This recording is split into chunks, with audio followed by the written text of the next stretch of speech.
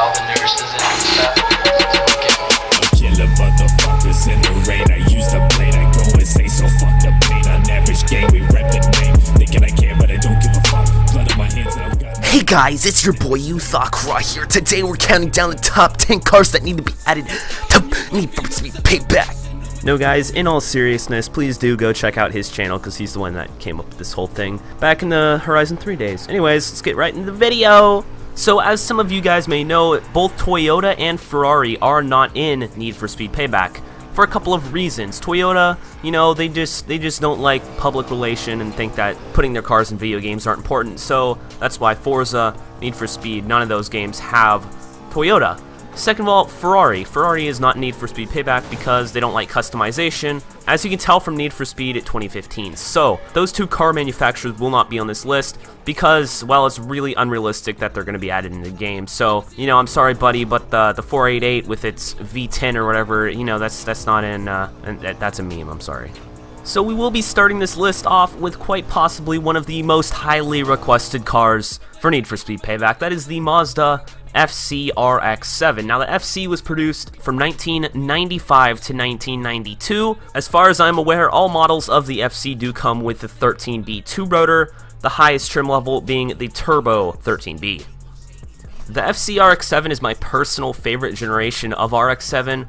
Although they are a little older with a little bit of modification, they can make over 400 horsepower, a little bit, that's quite a lot of modification. TJ Hunt is building a 13B and it just made 550 horsepower to the wheels.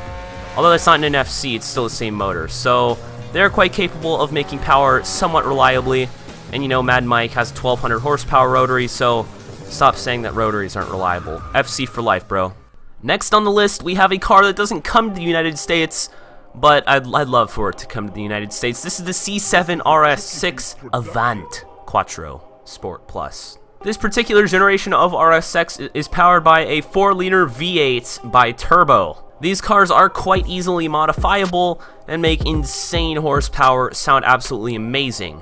Overall, they're really cool cars, and I'd love for them to come into Need for Speed Payback for the customization. Unfortunately, it did burn to the ground mysteriously, but John Olsen's RS6 Avant C7 Quattro Sport Plus XD was wide body, full carbon, and it just was insane. So, I'd love for it to come to the game. If the developers of Need for Speed just let their creative juices flow, I feel like we could get some really sick body kits for this car. Wide bodies, slam, everything. Just give it the full cahoot, you know. I'd just love for this car to be in the game and be pretty sick.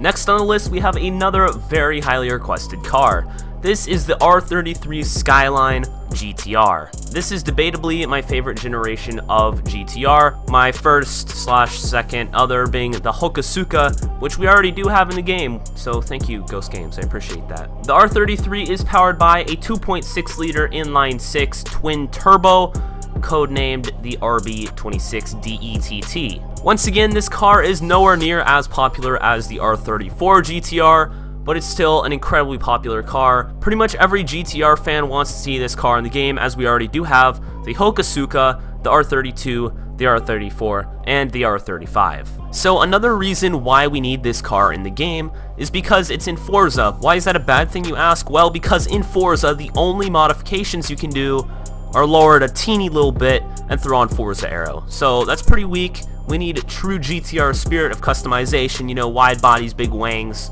all that good stuff that Need for Speed can and will provide to us. Next on the list, we have a car that I'm not a huge fan of, but really everyone wants to see in the game. We have the Subaru Impreza WRX, the second generation, that is, the Bug-Eye as it's commonly referred to.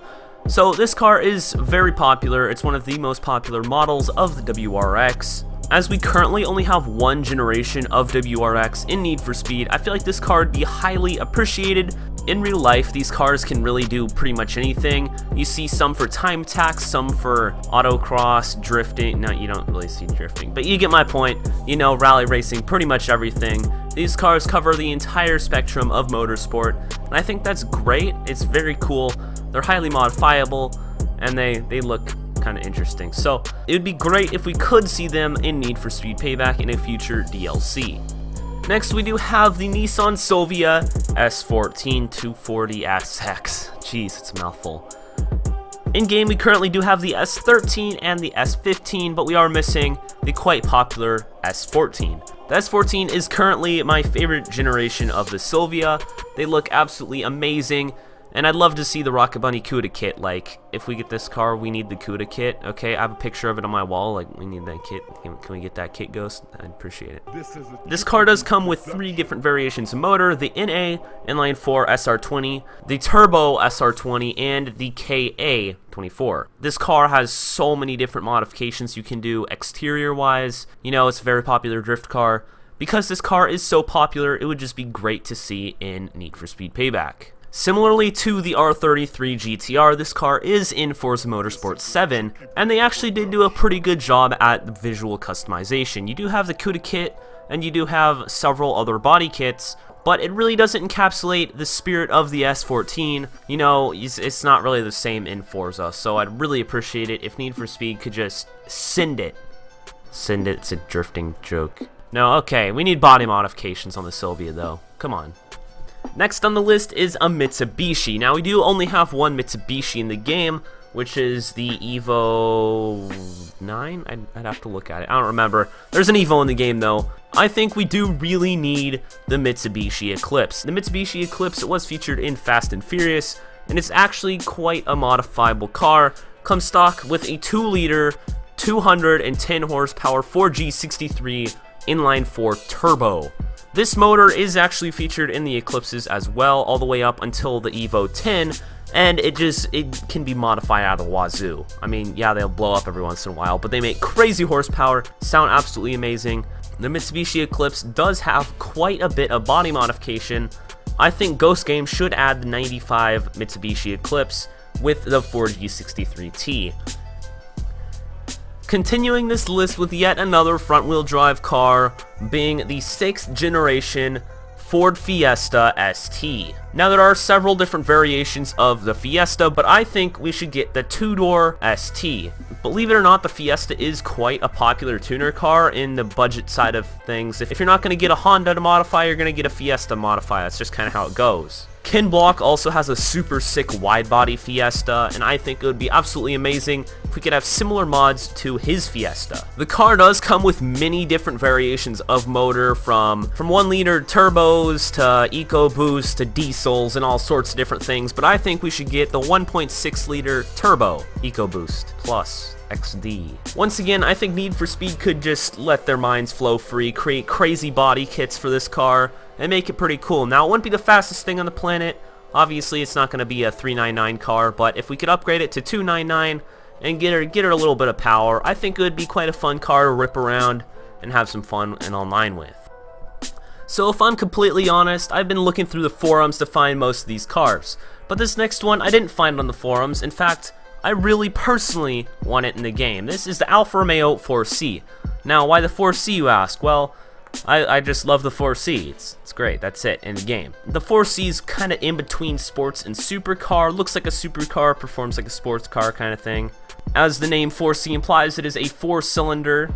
It kind of gets a lot of hate in the car community, if I'm honest, but I think it's an absolutely beautiful car, and it needs a big wing, which Need for Speed can give us. In fact, if you didn't know, they can give us big wings. The 4C first started being produced in 2013, and still being made to this day, but the reason I don't think we're going to get this car is because Alfa Romeo and Ferrari are actually quite closely related. If you don't know, the Giulia's motor is basically a California T motor with cylinders chopped off and stuff. Alfa Romeo and Ferrari are quite closely related, meaning we probably won't get any 4Cs or any Alfa Romeos because we won't get any Ferraris kind of thing. So it would be absolutely amazing to have the 4C in the game, and it would look sick with a wide body, but it probably won't happen.